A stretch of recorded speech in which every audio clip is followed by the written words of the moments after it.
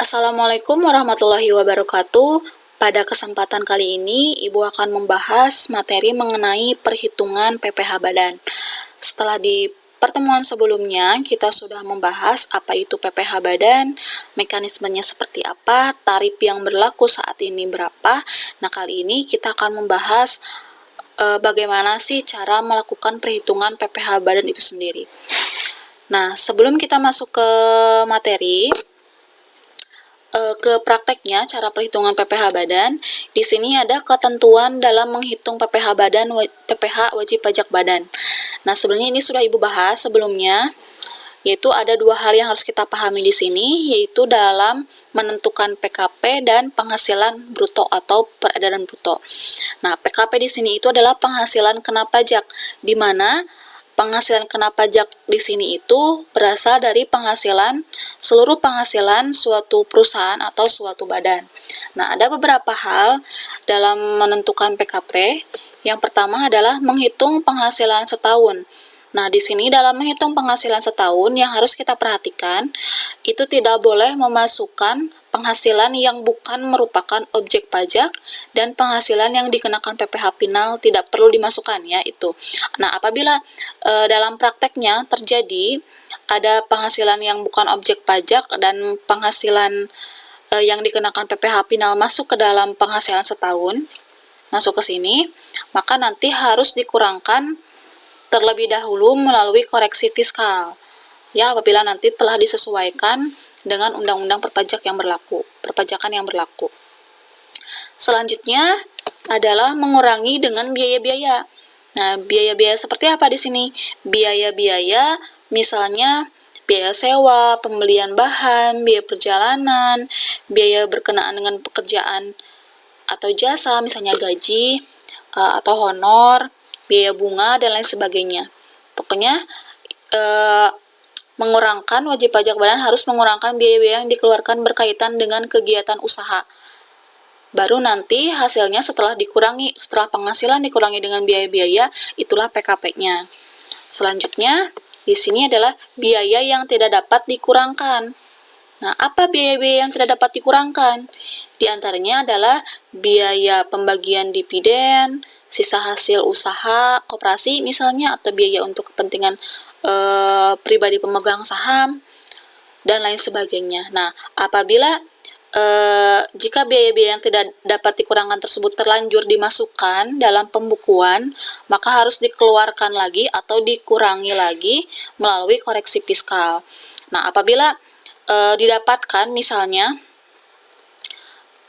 penghasilan bruto atau penghasilan perusahaan itu sudah dikurangi dengan biaya-biaya yang memang seharusnya dikurangi, tetapi pada saat setelah dikurangi ternyata hasilnya itu rugi perusahaannya, maka kerugian di sini itu dinamakan dengan kompensasi.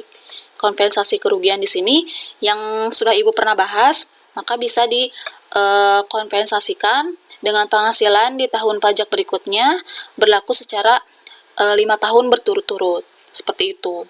Itu adalah yang harus kita perhatikan pada saat kita menentukan penghasilan kena pajak suatu perusahaan.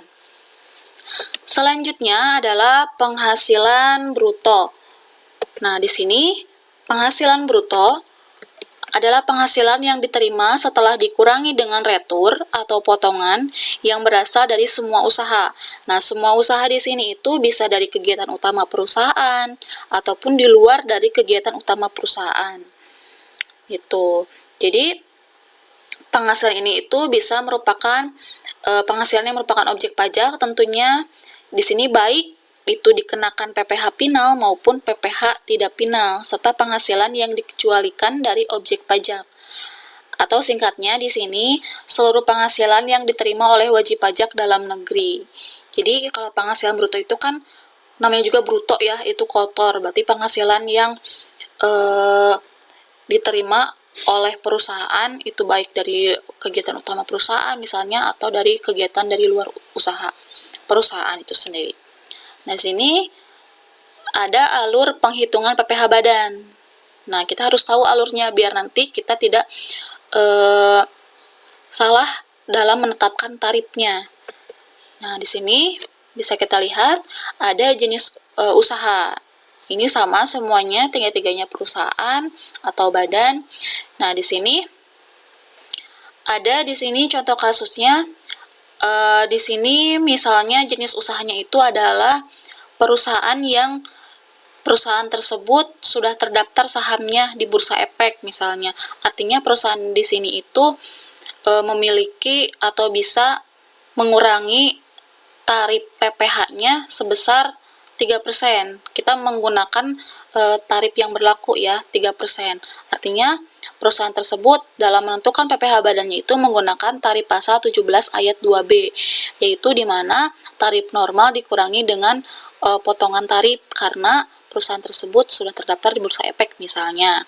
Selanjutnya, perusahaan yang kedua adalah hitung peredaran bruto. Apabila peredaran brutonya lebih dari 50 miliar, maka menggunakan tarif pasal 17 ayat 2A. Di mana tarif pasal 17 ayat 2A ini adalah tarif normal dalam menghitung PPh badan, yaitu 22% tarifnya. Maka itulah hasilnya, selesai. Selanjutnya yang ketiga, hitung peredaran brutonya terlebih dahulu juga. Apabila diketahui kurang dari 50 miliar, maka menggunakan tarif pasal 31E. Di mana tarif pasal 31E di sini adalah tarif yang ada tarif yang PKP yang mendapatkan fasilitas potongan tarif, dan ada yang tidak menggunakan fasilitas potongan tarif. Nah, nanti lebih lanjutnya akan kita bahas di perhitungan. Nah, di sini kita langsung masuk ke contoh perhitungan PPh badan. Dan di sini Ibu sudah menyediakan beberapa contoh kasus simpel ya, yang mungkin nanti kita bisa pahami, yang insya Allah kita pahami. Nah, di sini ada contoh kasus dari PT Tanggung Jaya. PT Tanggung Jaya merupakan suatu perusahaan yang bergerak di bidang produksi alat-alat rumah tangga. Pada tahun 2020 diketahui peredaran brutonya sebesar 70 miliar 500 juta rupiah. Berapa PPh badan terutang yang harus dibayarkan PT Tanggung Jaya jika PKP-nya sebesar 4,5 miliar? Nah, di sini kita ketahui ya, di sini peredaran brutonya itu lebih dari 50 miliar. Ya, lebih dari 50 miliar. Maka di sini kita menggunakan apa? Rumus apa? Kita back di sini. Nah, lebih dari 50 miliar peredaran brutonya. Maka di sini kita menggunakan tarif pasal 17 ayat 2A, yaitu tarif normal PPh badan, yaitu 22%. Maka kita langsung menghitungnya.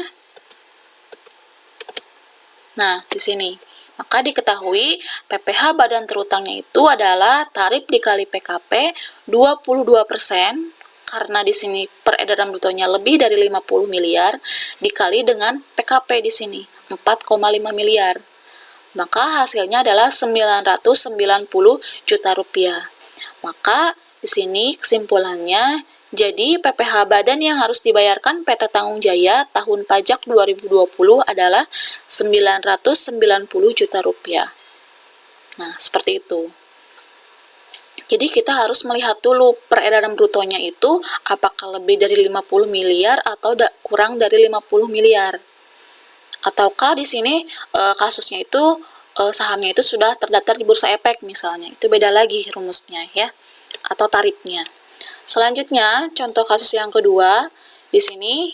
Nah, pada tahun 2020 PTY TBK yang disetor dicatat untuk diperdagangkan di Bursa Efek di Indonesia sebesar 60%. Saham yang disetor dicatat untuk diperdagangkan di Bursa Efek di Indonesia tersebut dimiliki oleh 300 pihak. Di antara 300 pihak, masing-masing pihak persentase kepemilikannya tidak melebihi 5%. Kondisi tersebut terjadi selama 183 hari dalam 1 tahun pajak. PT YTBK memenuhi syarat untuk memperoleh fasilitas penurunan tarif. Berapakah PPh badan terutang PTY pada tahun 2020 jika diketahui PKP-nya sebesar 4,3 miliar? Nah, di sini sudah diketahui ya, ada sahamnya itu sudah terdaftar di Bursa Efek. Maka di sini jelas kita menggunakan tarif PPH pasal 17 ayat 2A. Ya, pasal PPH tarif pasal 17A. Nah, di sini 17 ayat 2B maksudnya, mohon maaf, 2B. Maka di sini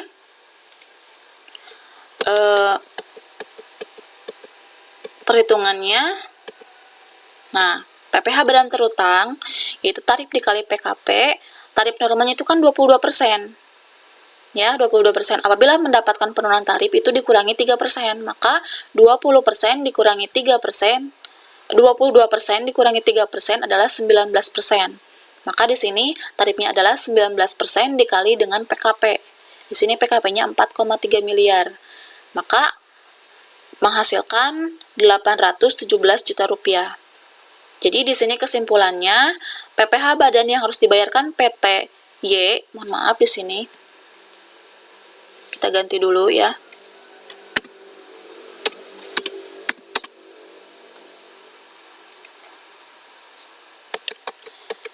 PT Y tahun pajak 2020 adalah 817 juta rupiah.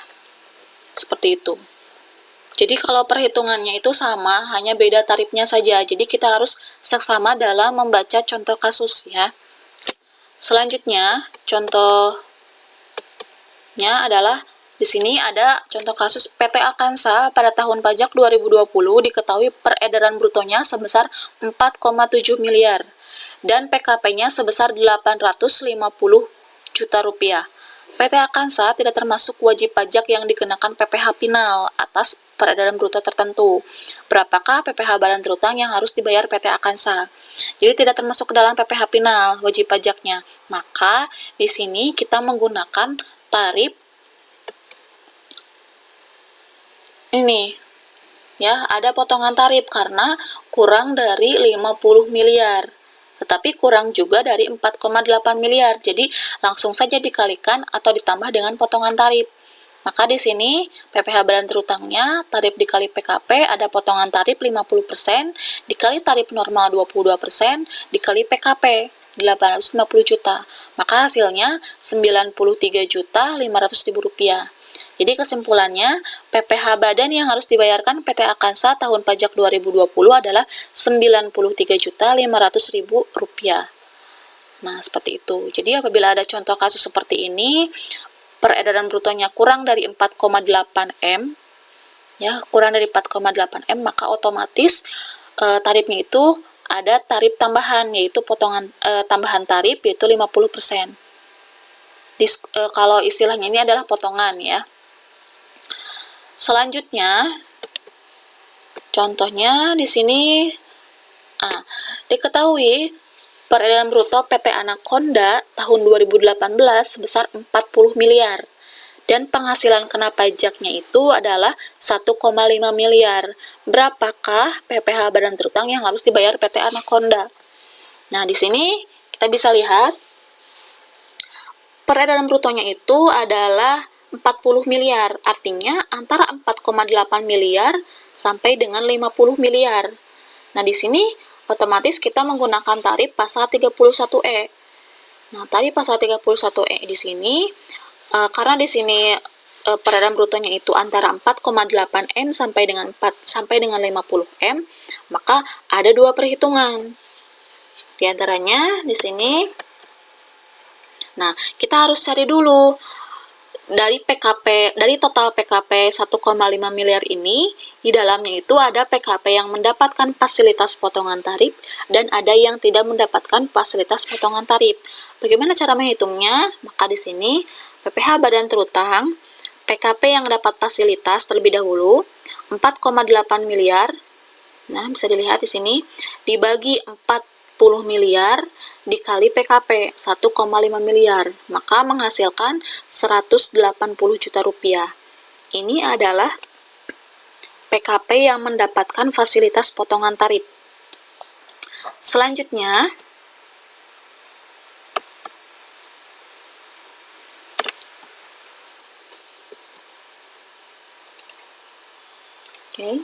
maaf.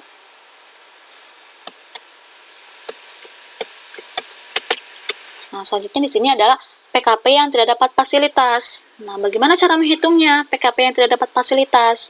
Maka seluruh total PKP 1,5 miliar ini dikurangi dengan PKP yang mendapatkan fasilitas. Maka 1,5 miliar dikurangi 180 juta menghasilkan 1 miliar 320 juta rupiah. Ini adalah PKP yang tidak dapat fasilitas. Nah, setelah kita ketahui kedua PKP ini, PKP yang dapat fasilitas dan yang tidak dapat fasilitas, kita baru bisa menghitung berapa PPh-nya. Caranya di sini kita menghitung satu-satu ya, yaitu PPh terutang dari PKP yang memperoleh fasilitas yang ini. Maka di sini 22% dikali 50% karena ada fasilitas tambahan potongan tarif dikali 180 juta PKP ini. Maka menghasilkan 19.800. Selanjutnya, PPh terutang yang tidak dapat fasilitas. 22%, jadi hanya dikenakan tarif normal saja karena tidak mendapatkan fasilitas potongan tarif. Maka 22% dikali 1 miliar 320 juta ini, maka menghasilkan 290 juta 400 ribu rupiah. Nah, itu ya. Jadi ada dua perhitungan PPh. Nah, jadi kesimpulannya,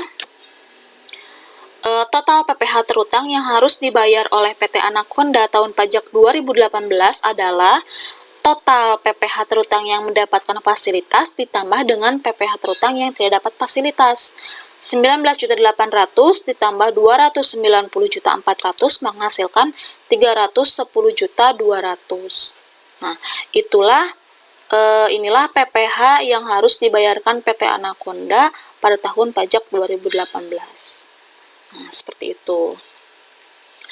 Nah, itu adalah beberapa contoh simpel perhitungan PPh badan ya. Mudah-mudahan kalian paham dari beberapa contoh ini.